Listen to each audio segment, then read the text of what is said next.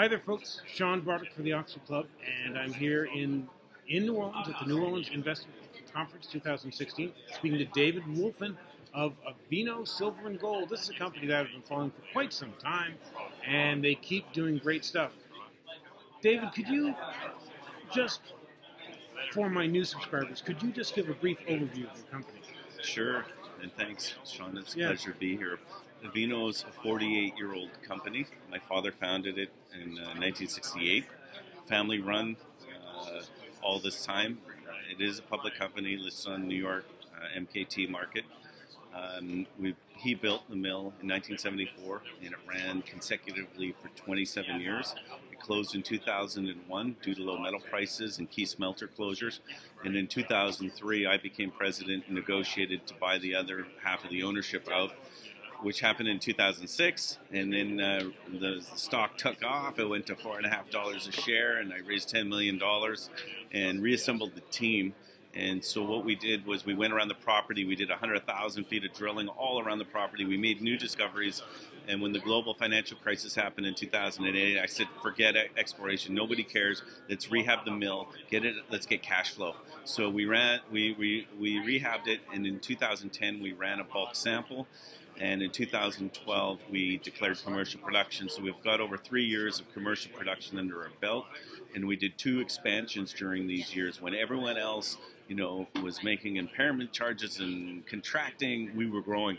And from 2014 to 15, our production jumped 100% to 3 million ounces of silver equivalent. And our all-in sustaining was $950 in 2015. So we were the lowest cost primary silver producer in the industry. Excellent. So, rising production, low-cost producer. That's not the end of the good news for this company. You guys also have another mine that you're going to reopen up in Canada, right? Yeah. In 2014, in the fourth quarter, we made a strategic acquisition. We purchased an old mine, the Braylorn mine. So we diversified the company geopolitically. It's got all the infrastructure, but it's got old equipment. So we're modernizing the equipment, we're upgrading the mill, and we're hoping to reopen that mine before the end of next year. What's the grade up there, do you know? Well, the historical grade was half an ounce of gold per ton. And Very it nice. produced 4.5 million ounces of gold out of 3 mines. The King, Braylorn, and Pioneer. The Pioneer was owned by the Guggenheim family. It was listed on the New York Stock Exchange in the 40s and 50s and paid dividends, so it's got a fabulous, rich history. Now, with all this stuff going on, you guys expect you can actually take your production and actually double it by the end of 2018, right? Yeah, in Mexico, we're looking to add a 4th circuit. Collectively, our mill is running on 3 circuits right now at 1,500 tons per day.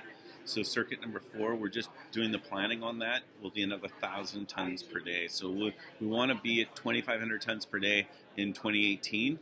And the Avino mine can handle it. It can feed that big a mill because it's a stockwork system. It's this multi-swarm vein system, almost like a porphyry type system.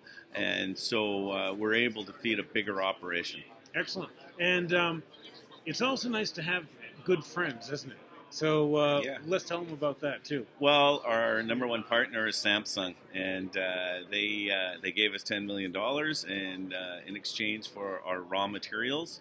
Which they pay for market value. Market value, no discount. Right. So they're fantastic to deal with. Our raw materials are making it into some of their products. They had told us that Apple and Intel were promoting a couple of years ago that they know where the source of their raw materials are coming from because they have ethical funds that own their stock, and they didn't want any bad press or anyone boycotting the products even for a day if it was discovered that these materials came from slave labor type operations. So they hired SRK Engineering out of Denver, and they sent a team of people down to Mexico, looked at our operation, and put their seal of approval on it. It took about a year to negotiate the deal, and they liked the fact that 100% of our workforce is locals. So, we're treating the community right. We have very low labor turnover and people that have worked for us for decades. Good. And beyond this, down the road, you have an old heap leach pile that you guys plan to Well, look it's at, not right? a heap leach pile yet. It's the tailings. Right. And when we opened pit mine in the 70s and early 80s, we were treating oxide ore, and we had really poor recovery rates. So all the profits during those years are sitting in the waste pile. So we've done some work on reprocessing. So in order for us to reprocess, we have to build a new tailings facility and decommission this one. But then we're going to look to a heap leach style operation. But again, that's probably a year and a half, 2 years out. So it's 2018. And so by doing this expansion and the one in the mill and with Avino, we think that our target is to double output in 2018, 2019. Excellent. All this, and they have potential blue sky at the original mine as well, because you guys have like more drilling to do there. And stuff. We stopped drilling years ago because we didn't have a lot of money for drilling, and we wanted to focus on getting cash flow. Now we're getting it, so now we're putting money back into the mine, and you can see in our PowerPoint we've put $81 million back into our operation over the last 5 years. So we're using our own cash flow to modernize and upgrade and expand. Fantastic. This is a great story. I love Avino. I've just been waiting for the right time to get into them. We might have to get in soon. Thanks very much for speaking to my subscribers. And were we about to shake hands? Let's do that too. Thank you. All right, folks. This is one of the great minds that lays out a plan, does it, and then exceeds what you might think they might actually do, because they keep coming up with great stuff.